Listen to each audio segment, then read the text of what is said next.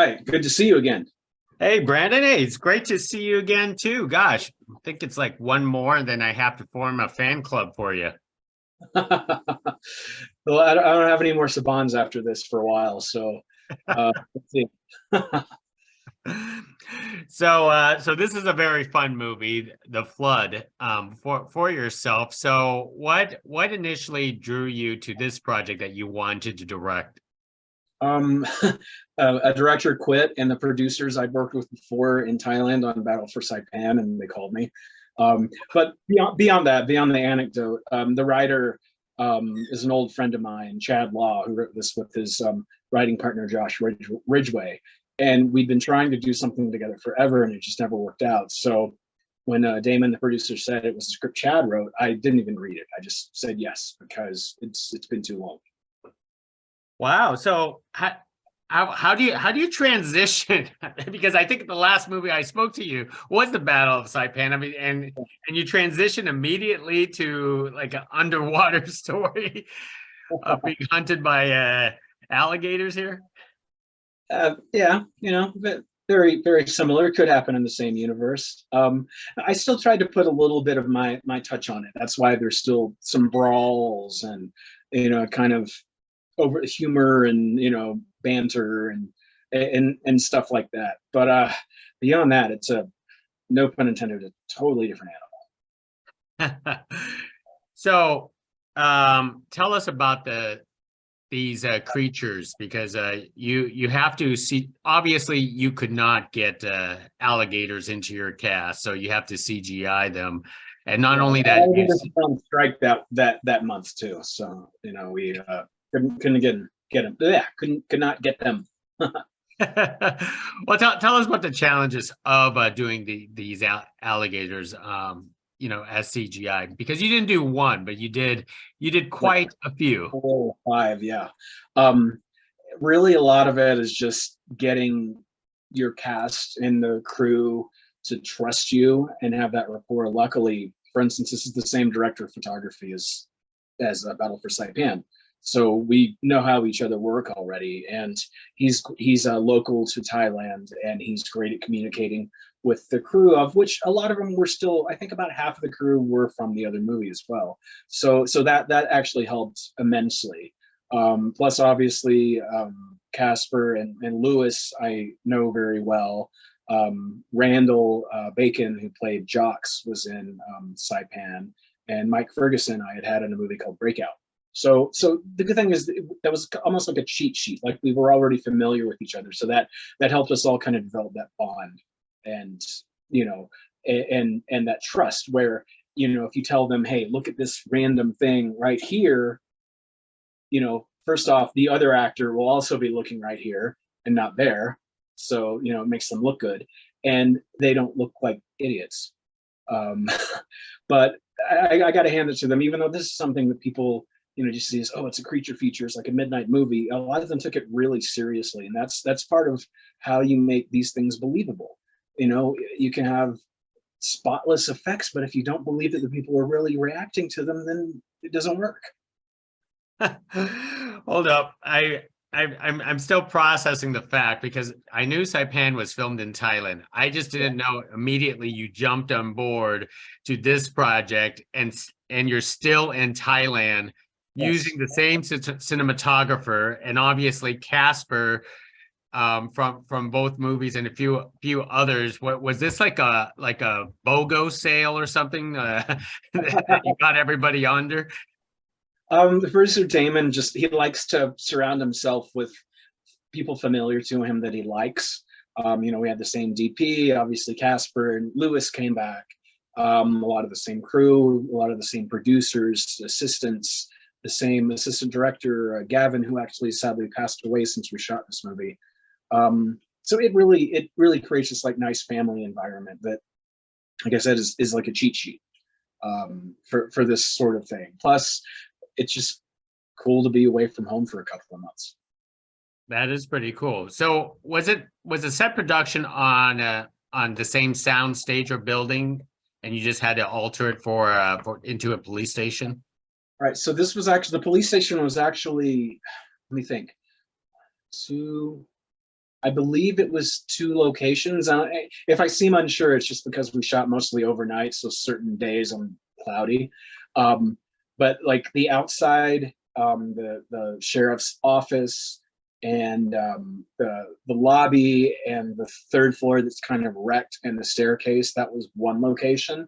And then like an hour away on the outskirts of Bangkok, there was another location, again an abandoned building because there's a lot of them in Bangkok.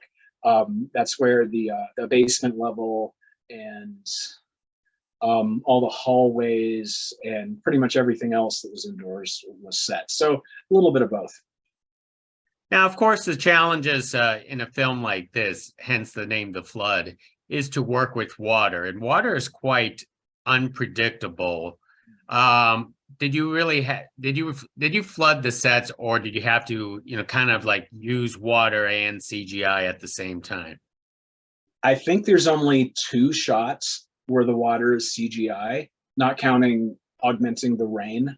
And that's when they open the that's when Lewis and Nikki's character opened the door to go back in the cell block after they come up from the basement, and that was just because the water didn't do what we wanted it to do.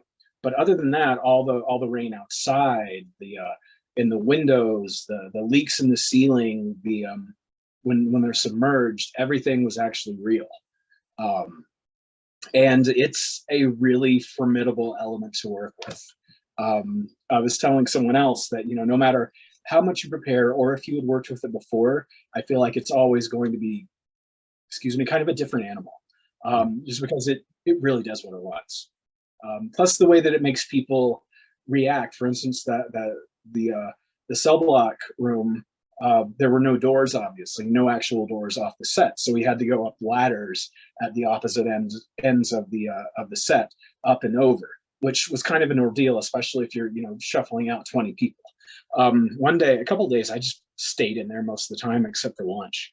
And there was some strange treatment in the water that the Thai crew was very used to, but a lot of the American crew was not. So a lot of us had like strange lesions on our feet, and we're just reacting strangely to it. I think it was just like their version of chlorine, and probably had a different pH or whatever. I know I'm using the wrong term than what we have out here. But man, I could probably write a chapter in my biography about only dealing with the water in this. Wow. And so the added element, so with the element of water you used in your production and CGI alligators, was that a difficult process to combine them both? Because you have live actors, you have the set production, you have the water, you have CGI alligators. I mean, we're talking about like the complications of what James Cameron have to go through for Avatar. With just this much of his budget. Yeah. Could you talk about the challenges of combining all those things and trying to get those perfect action shots? It was really just a matter of staying on your toes, which was really tough, especially with the shooting schedule. Like, I think that the first day of shooting was the only day that was daytime. And then everything after that got later and later and later because, the movie basically takes place overnight. And so we were like delirious and out of our minds a lot, but we still had to focus and just make sure that we were there and in it. So to answer your question, like to coordinate, we were constantly just going. And so in Thailand, it's, middle of the night, but in London, where the visual effects guys were, it was middle of the day. So that actually ended up being a benefit because we could instantly send them examples of shots so that they could, approve or say this isn't going to work. So it was just really a mental overload, but it had to be. I think there was only one time where I just sort of I went blank. It was when the character that Bear plays gets sort of pulled away nondescriptly. Angelo's the character. We were coming back after lunch. It was like 4 a.m, and the way that we were going to kill his character didn't work. Angelo's when people see the movie, he's the one that's like 6'10", and we were like, how do we kill this guy? Because I think we were thinking about it too realistically. Like he would just beat the hell out of the gator. Um, and all of us just looked at each other, and our minds instantaneously were wiped clean. Ultimately, we figured something out, but yeah, I think if I do another shoot overnight with gators and CGI, I need to take a lot of I don't know, is it like ginkgo biloba or whatever that makes you think really well, or less caffeine or something? I don't know. But somehow we pulled it off. Well, I mean, I have to admit, it is entertaining to watch of someone trying to punch and beat up gators with their bare fists. I mean, that's that's not quite too many sights to see on screen. Yeah. I mean, thankfully, this wasn't a cocaine gator, though. So, we could have been tougher. Hey, you never know. That could be another project down the road. There's a movie called Meth Gators that is much like Cocaine Bear, is supposedly loosely based on a real thing, probably in like Florida or Alabama or something. There's meth and gator. I don't know. Sorry, anyone who lives there. And so are you officially out of Thailand now? Because I want to know, because Saipan was in Thailand, The Flood Yes. was in Thailand, and I think the film before that, which I talked to your star was Frost, and that was not in Thailand, because I know that can't possibly be in Thailand. I was born in Thailand. I kind of know that. Yeah. Yeah, no snow. Although when we shot that movie, it was like 60 degrees outside. But yeah, no, that was done at Mount Pinos in Kern County or Ventura County. Oh, I think it's actually both in California. So Brandon, what's up next for you after all this? So you did a war movie, you did a gator movie, you did a survival movie, and I mean, my gosh, you don't stick to one genre, is what I'm actually pointing out here. Yeah, but there's kicking ass in every one of them. So There are. So the next one to come out after this one is sort of a Running Man or Smash TV spin, if you played video games in the 90s, called Arena Wars. It's about a murderous game show in the future. And I have a couple I wrote that Louis Mandylor directed. One called 3 Days in Malay, which is kind of a pseudo sequel to Saipan, just not the same people or events, just very, spiritual sequel type movie that Saban's also putting out.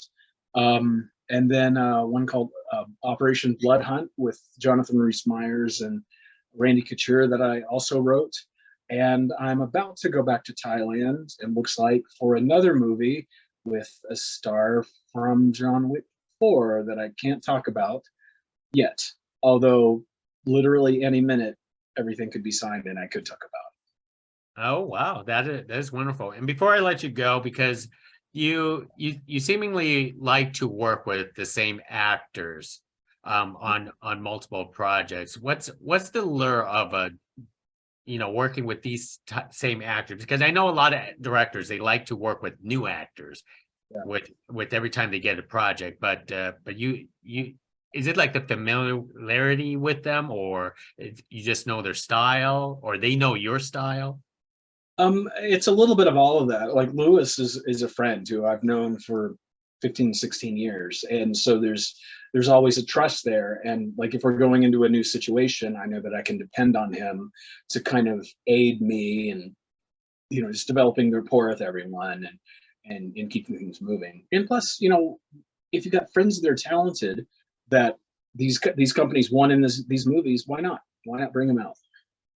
Well, most wonderful. It's Brandon, it's a pleasure speaking to you again. As always, can't wait to tell your next movie, and just give me a holler if we have to work on your fan club there. Yeah, absolutely. Thank you very much. Hey, thank you. Next time.